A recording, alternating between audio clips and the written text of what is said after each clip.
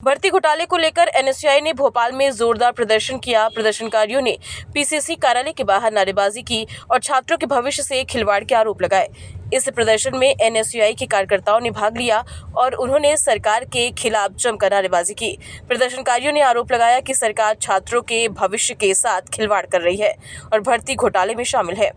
प्रदर्शनकारियों ने मांग की है कि सरकार भर्ती घोटाले की जांच करे और दोषियों को सजा दिलाए। उन्होंने यह भी मांग की कि सरकार छात्रों के भविष्य को सुरक्षित करने के लिए कदम उठाए। सरकार से मध्य प्रदेश कर्मचारी चयन मंडल ने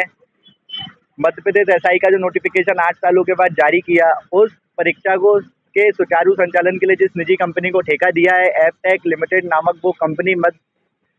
भारत के तमाम राज्यों में ब्लैकलिस्टेड है। इसके पहले उसका ब्लैकलिस्टिंग का इतिहास रह चुका है। भारत सरकार की और विभिन्न राज्यों की विभिन्न सरकारों की विभिन्न संस्थाएं उसके ऊपर तमाम प्रकार के आरोप लगा चुकी हैं,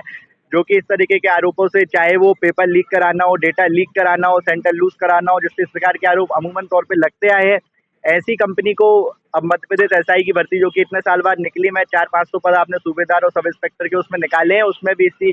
घोटालेबाज, घपलेबाज, ब्लैकलिस्ट कंपनी को आप ठेका दे रहे हैं। कहीं ना कहीं ये कर्मचारी चयन मंडल और मध्य प्रदेश सरकार की जो इसमें पूरी भूमिका है वो संदेह के दायरे में, और उनकी मंशा को स्पष्ट रूप से सामने लाने का ये कहीं ना कहीं इसमें उजागर होती हुई दिख रही है कि व्यापम जिस प्रकार की परीक्षाएं लेता था उसमें जिस प्रकार की घोटालेबाजी होती थी, व्यापम का नाम बदल के कर्मचारी चयन मंडल कर दिया है। अब इसी तरीके की घोटालेबाजी, इसी तरीके की घपलेबाजी, बड़े स्तर पर सीटें बेचने का कार्य आगे जाके किए जाने वाला है, इसलिए ऐसी ब्लैकलिस्टेड कंपनी लाई गई है। उसी को लेकर आज मध्य प्रदेश एनएसयूआई ने आज यहाँ पे विरोध प्रदर्शन किया। एमपी एसआई का जो नोटिफिकेशन 8-9 सालों के बाद आया, हमने सांकेतिक रूप से उसको जलाने का कार्य किया है। हमारी मध्य प्रदेश एनएसयूआई की मांग है कि ऐसी ब्लैकलिस्टेड कंपनी को मध्य प्रदेश कर्मचारी चयन मंडल द्वारा भी ब्लैकलिस्ट किया जाए, हमारे प्रदेश में भी उसको ब्लैकलिस्ट किया जाए, किसी ठीक ठाक कंपनी को ठेका दिया जाए और जो भी पेपर की प्रक्रिया है, भर्ती प्रक्रिया, उसको और पारदर्शिता की भूमिका में लाने का कार्य किया जाए। अन्यथा मध्य प्रदेश एनएसयूआई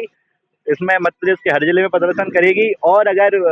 पटवारी और Madhya Pradesh teachers eligibility test की तरह इसमें भी इस प्रकार की घोटालेबाजी, घपलेबाजी निकल के सामने आएगी तो मध्य प्रदेश एनएसयूआई मध्य प्रदेश सरकार को, मोहन यादव जी की सरकार को और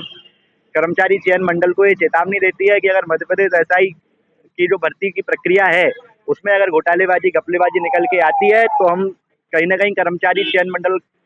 का घेराव करने का कार्य एनएसयूआई करेगी। चूंकि जो पुलिस सब इंस्पेक्टर हो, पुलिस कांस्टेबल हो, एएसआई की भर्ती हो, इस टाइप की जो कहीं ना कहीं प्रतियोगी परीक्षाएं, वो सिर्फ प्रतियोगी परीक्षाएं नहीं है। जो आम छात्र, आम युवा सेना में नहीं जा पाते, कहीं ना कहीं पुलिस में रह के जनसेवा,